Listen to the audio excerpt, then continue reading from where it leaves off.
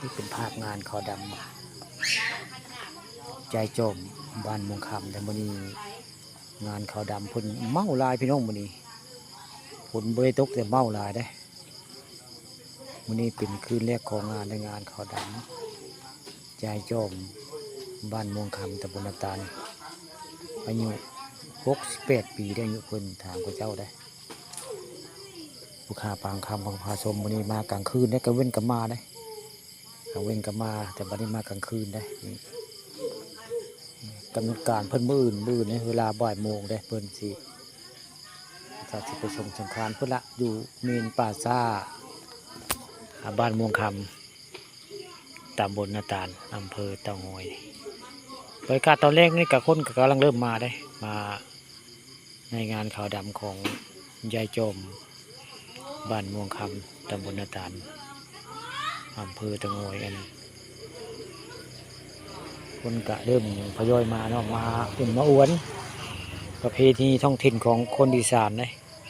บรรนอกบรรณาผาดินข้าวเอา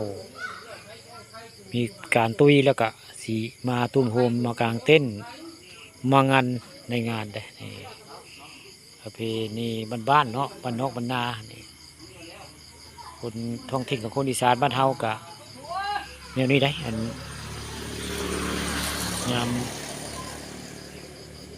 มางานเพื่อกับมานั่งเอ็นนั่งคุยกันเนาะมื้อนี้เมาหลายพี่น้องปู่เมาหลายทั้งมื้อนี้งานขาวดำยายโจมมื้อนี้เมาหลายได้มีแต่เมากับเมามื้อนี้ฝนบ่ตกเขามีแต่เมาพี่น้องมื้อนี้มางานขาวดำเพิ่น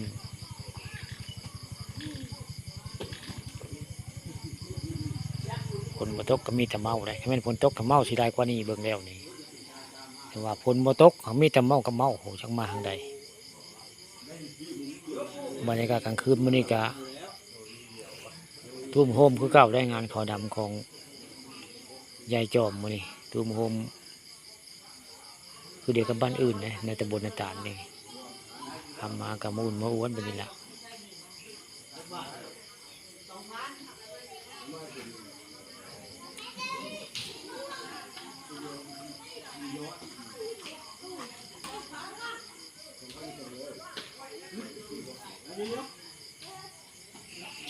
เมาก็เรียบไปก็มีแต่เมาผู้